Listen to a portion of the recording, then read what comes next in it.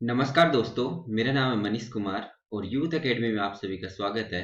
दोस्तों, RRB, NTPC और group D exam के लिए प्रैक्टिस बैच में आज मिक्स क्वेश्चंस की सीरीज का हम नौवां भाग करने जा रहे हैं। तो चलिए स्टार्ट करते हैं। और आज का हमारा पहला क्वेश्चन है जिसमें दिया है अजय 20 किलोमीटर प्रति घंटा, 60 किलोमीटर प्रति घंटा और 4 किलोमीटर प्रति घंटा की गति से एक समान दूरी तय करता है और कुल 38 मिनट का समय लेता है, तो तय की गई दूरी किलोमीटर्स में ज्ञात कीजिए। मान लेते हैं जो इसमें दिया हुआ है कि एक समान दूरी तय करता है, वो एक समान दूरी डी है।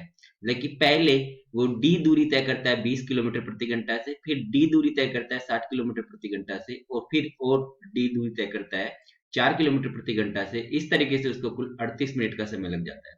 तो हम लिखते हैं कि T1 जो आएगा समय बराबर होता है दूरी बटे चाल। तो दूरी बटे चाल करेंगे तो डी बटे 20 करेंगे। उसी तरीके से T2 बराबर हो जाएगा, ये भी जो है D बटे 60 होगा और T3 जो होगा वो होगा D बटे 4। तो T1 plus T2 plus T3 मिला के होना चाहिए कुल इस 38 मिनट के बराबर। तो यहाँ पे 38 मिनट को हम घंटे में चेंज कर लेते हैं और लिखते हैं कि 38 बटे 60 बराबर D बटे 20 प्लस D बटे 60 प्लस D बटे 4। यहाँ से हम D कॉमन ले लेते हैं और यहाँ पे लेते हैं 60 एलसीएम। 60 एलसीएम लेंगे तो 20 3 60 होता है, तो 3 आ जाएगा। 60 एकम 60 1 आ जाएगा। 15 चौके 60 15 आ गया। और यहाँ आ गया हमारे पास 38 बटे 60। तो यहाँ पे हम 60 से 60 काट सकते हैं। तो इस तरीके से हमारे पास यहाँ पे आ गया 38 बराबर डी गुना 15 और 1 16 और 3 19। तो 19 आ गया। 19 एकम 19, 19 दूना 38। तो डी बराबर आ गया हमारे पास 2 किलोमीटर। तो डी बराबर 2 किलोमीटर आ गया है, परंतु क्वेश्चन में पूछा था कि तय की गई कुल दूरी ज्ञात कीजिए। तो हमने माना था पहले उसने डी तय की, फिर डी और फिर से डी तय की, मतलब कि उसने कुल जो दूरी तय की है वो टोटल है 3D। तो 3D का मान ज्ञात करना है और डी बराबर 2 किलोमीटर आ गया। तो 3 गुणा 2 करने पे यह आ जाएगा हमारे पास 6 किलोमीटर, जो कि दिया है ऑप्शन सी में। ऑप्शन सी इसके लिए करेक्ट हो जाएगा। नेक्स्ट क्वेश्चन में दिया हुआ है पाइप ए एक टंकी को 40 मिनट में भर सकता है, पाइप बी उसी टंकी को 60 मिनट में खाली कर सकता है। ए और बी द्वारा एक साथ टंकी को भरने में लिया गया कुल समय ज्ञात कीजिए। जैसा कि दिया है ए भरने वाला पाइप है और बी खाली करने वाला पाइप है, तो हम लिखते हैं ए और बी और इसके लिए 40 मिनट समय दिया हुआ है और खाली करने के लिए दिया है 60 मिनट का समय। तो यहाँ पे हम निकालते हैं इन दोनों का एलसीएम, जो कि आएगा कुल काम। तो कुल काम जो आएगा वो आएगा 60 और 40 का एलसीएम। तो 60 और 40 का एलसीएम आ जाएगा हमारे पास 120। अगर 120 कुल काम है तो अब हम निकालते हैं इनकी कार्य क्षमता है। तो कार्य क्षमता जो निकालते हैं वो हम कुल काम में कुल समय से भाग देते हैं। तो 120 बटे 40 करेंगे तो ये आ जाएगा हमारे पास 3 और 120 बटे 60 करेंगे तो ये आएगा हमारे पास -2, क्योंकि बी जो है वो खाली करने वाला पाइप है। तो हम निकालते हैं जब दोनों एक साथ काम करते हैं तो ए प्लस बी करेंगे, दोनों की कार्य क्षमता को जोड़ेंगे, 3 में -2 जोड़ेंगे तो 1 आ जाएगा। इस तरीके से हमारे पास कुल समय जो कि ए और बी दोनों लेंगे वो आ जाएगा 120, जो कि कुल काम है और दोनों की कार्य क्षमता 1 से डिवाइड करेंगे तो 120 मिनट। तो 120 मिनट लगेंगे जब दोनों एक साथ काम करेंगे। तो इसके लिए आंसर हो जाएगा ऑप्शन बी। अगले क्वेश्चन में हमें दिया हुआ है सुमित रोहित की तुलना में 5 गुना अधिक दक्ष है तथा रोहित की तुलना में 40 दिन कम समय में कार्य पूरा कर सकता है। एक साथ वे कितने समय में कार्य पूरा कर सकते हैं? जैसा कि क्वेश्चन में दिया है हमारे पास दो लोग हैं, सुमित और रोहित, और पहले दिया हुआ है कि उनकी कार्य क्षमता के बारे में। तो कार्य क्षमता के बारे में बोला है कि सुमित रोहित की तुलना में 5 गुना अधिक दक्ष है। तो रोहित अगर उसकी दक्षता x है तो इसकी इससे 5 गुना अधिक है, मतलब कि टोटल हो जाएगी 6x। और जैसा कि दिया हुआ है कि रोहित की तुलना में सुमित 40 दिन कम समय में कार्य पूरा कर सकता है, तो अगर ये t समय में कार्य पूरा करता है तो t माइनस 40 में करेगा। तो जैसा कि हमें यहाँ पे दिया हुआ है कि इनकी जो दक्षता है वो है 6x और x है, तो यहाँ से हम निकाल सकते हैं दोनों के लिए कार्य का अनुपात। तो कार्य का अनुपात आ जाएगा 1:6। तो यहाँ पे हम करते हैं जो कार्य हमने माना था कि t माइनस 40 बटे t ये बराबर होना चाहिए 1/6 के। तो यहाँ से हम t का मान निकालते हैं। तो t का मान आ जाएगा यहाँ से कि 6t माइनस 6 चौके 24 240 बराबर t आ जाएगा, और यहाँ से 5t बराबर 240 आएगा। और t का मान जब इसमें 5 का भाग देंगे तो यह आ जाएगा 5 चौके 20 और 5 अट्ठे 40, तो 48 दिन आ गए। इसका मतलब है रोहित जो है वो 48 दिन में कार्य पूरा करेगा और सुमित जो है वो 48 माइनस 40 मतलब कि 8 दिन में कार्य पूरा कर सकता है। तो हम यहाँ पे फिर से लिखते हैं कि सुमित है और रोहित है, और जैसा कि हमने निकाला कि ये 8 दिन लगा रहा है और ये 48 दिन लगा रहा है, और यहाँ पे दिया हुआ था कि 6x इसकी कार्यक्षमता थी और x इसकी कार्यक्षमता थी। तो यहाँ से हमने निकाला कुल काम। तो कुल काम जो होता है वो होता है कि दिनों की संख्या को मल्टीप्लाई करते हैं कार्यक्षमता से। तो यहाँ पे 8 6 48 या फिर 48 गुना x करेंगे तो भी 48 आएगा। तो 48 x आ गया है। अब हमको निकालना है कि एक साथ कितने समय में कार्य पूरा कर सकते हैं। तो दोनों की, सुमित प्लस रोहित की कार्यक्षमता निकालेंगे तो 7x आ जाएगी।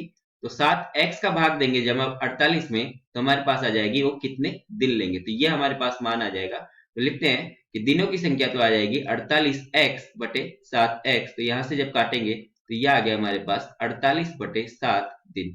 तो 48 बटे 7 दिन इसका सही आंसर होगा, जो कि दिया है ऑप्शन सी में। नेक्स्ट क्वेश्चन में हमें दिया हुआ है दो संख्याओं की लघुत्तम समापवर्त्य तथा महत्तम समापवर्त्य क्रमशः 585 और 13 है, तो संख्याओं के बीच का अंतर ज्ञात कीजिए। तो हमें दिया हुआ है कि एलसीएम बराबर जो है वो 585 है और एचसीएफ जो है वो है 13। तो एलसीएम को हम 13 के रूप में लिखते हैं, मतलब कि 13 का फैक्टर करके लिखते हैं। तो ये आ जाएगा 13 गुना 13 चौके 52 और 13 पंजे 65। तो हमारे पास ये आ गया कि एलसीएम बराबर है 13 गुना 45 और एचसीएफ है 13। तो यहां से हम लिखते हैं कि पहली संख्या और दूसरी संख्या जो होगी, पहली संख्या 13 है तो दूसरी संख्या 13 गुना 45 हो सकती है, या फिर इसको लिखा जा सकता है कि 45 को लिखेंगे 9 गुना 5, 9 पंजे 45 होता है। तो पहली संख्या अगर 13 गुना 9 है तो दूसरी संख्या हो जाएगी 13 गुना 5। तो यहाँ पे हम लिखते हैं कि दोनों संख्याओं का बीच का अंतर निकालना है। तो दोनों के बीच का अंतर आ जाएगा 13 गुना 9 माइनस 5। तो 13 गुना 9 माइनस 5 करेंगे तो 4 आएगा और 13 चौके होता है 52। तो 52 इस क्वेश्चन के लिए सही आंसर आ जाएगा, जो कि दिया है ऑप्शन बी में। तो यहाँ पे हमेशा याद रखना कि एलसीएम में एचसीएफ हमेशा होता है, इसलिए हमने एलसीएम को भी 13 गुना 45 के रूप में लिखा है। बढ़ते हैं हम नेक्स्ट क्वेश्चन की तरफ। अगले क्वेश्चन में दिया हुआ है 14 मजदूर 20 दिनों में एक दीवार का निर्माण करते हैं, तो 20 मजदूर इस प्रकार की दो दीवारों का निर्माण करने में कितने दिन लगा देंगे या कितने दिनों में करेंगे। तो हम लगाते हैं इसमें फॉर्मूला कि M1 D1 H1 बटे W1 बराबर M2 D2 H2 बटे W2। तो यहाँ पे आवर्स तो दिए नहीं है, तो H1 H2 छोड़ सकते हैं अभी। तो M1 दिया हुआ है 14 मजदूर है, D1 दिया हुआ है 20 दिन है, और W1 एक दीवार बनाते हैं तो हम यहाँ पे एक लिख देते हैं।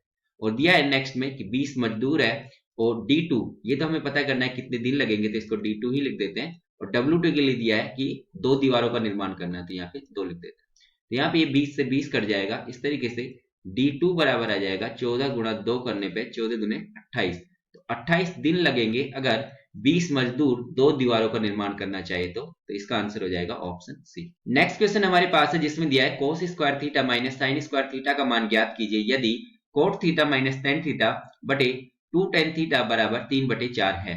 तो हम यहीं से स्टार्ट करते हैं, तो इसको लिखते हैं कि cot theta minus ten theta upon 2 tan theta बराबर है 3 बटे 4 के। तो यहाँ पे ये 2 से ये 4 जो है 2 बार कट जाएगा। तो इस तरीके से हम इसको लिखते हैं कि cot theta upon tan theta लिखेंगे। तो cot theta upon tan theta, और tan theta upon tan theta लिखेंगे तो ये 1 हो जाएगा बराबर 3 बटे 2। अब हम लिखते हैं इस कोट थीटा को 1 अपॉन टेन थीटा, तो ये हो जाएगा 1 अपॉन टेन स्क्वायर थीटा, और इस 1 को राइट हैंड साइड लेके आएंगे तो 3 बटे 2 प्लस 1 हो जाएगा। तो इस तरीके से 1 अपॉन टेन स्क्वायर थीटा बराबर आ जाएगा 3 बटे 2 प्लस 1 करेंगे तो ये आ जाएगा 5 बटे 2। इसको और सिंप्लीफाई करने पे ये आ जाएगा टेन स्क्वायर थीटा बराबर 2 बटे 5। जैसा कि हम जानते हैं टेन थीटा बराबर होता है लंब बटे आधार, तो टेन स्क्वायर थीटा हो जाएगा लंब स्क्वायर बटे आधार स्क्वायर। यहां से हम निकालते हैं कर्ण स्क्वायर का मान, तो कर्ण स्क्वायर बराबर हो जाएगा लंब स्क्वायर प्लस आधार स्क्वायर। तो लंब स्क्वायर जो है हमारे पास 2 है और आधार स्क्वायर 5 है। तो इस तरीके से कर्ण स्क्वायर के स्क्वायर का मान आ गया हमारे पास 7। अब हम निकालना है कि cos square theta minus sign square theta का मान, तो हम इसको लिखते हैं cos square theta minus sign square theta. जैसा कि हम जानते हैं कोस स्क्वायर थीटा जो होगा वो हो जाएगा आधार बटे कर्ण का होल स्क्वायर और लंब बटे कर्ण का whole square sine square theta का मान हो जाएगा।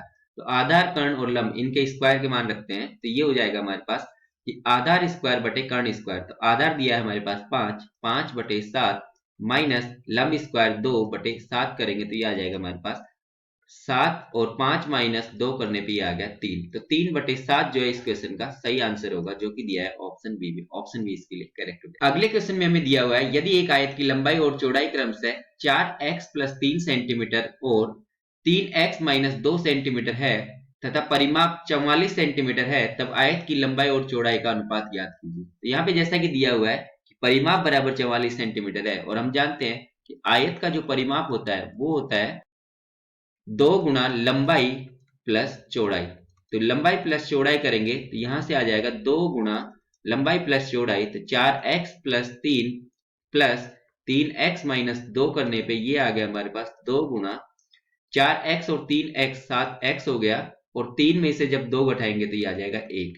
ये बराबर होना चाहिए किसके, 44 के। तो इसको सिंप्लीफाई करेंगे तो ये हो जाएगा, 2 से काटेंगे तो ये 22 बार कटेगा, तो ये आ गया हमारे पास 22 बराबर 7x प्लस 1। तो 7x बराबर आ जाएगा 22 माइनस 1 करने पे 21, और x बराबर मान आ गया हमारे पास 21 बटे 7 करेंगे तो 3। तो x का मान 3 आ गया। तो अब हम निकालते हैं लंबाई। तो लंबाई बराबर आ जाएगा 4x प्लस 3 से x बराबर 3 रखते हैं, तो 3 4 12, 12 और 3 15, तो 15 सेंटीमीटर तो लंबाई आ गई है। और इसी तरीके से चौड़ाई जब निकालेंगे तो ये आ जाएगी 3x माइनस 2 में x का मान 3 रखेंगे तो 3 3 9 माइनस 2, 9 माइनस 2 करने पे 7 आ जाएगा। तो इस तरीके से हम निकालेंगे कि लंबाई और चौड़ाई का अनुपात। तो लंबाई बटे चौड़ाई करेंगे तो ये आ जाएगा हमारे पास 15 बटे 7, मतलब कि 15:7।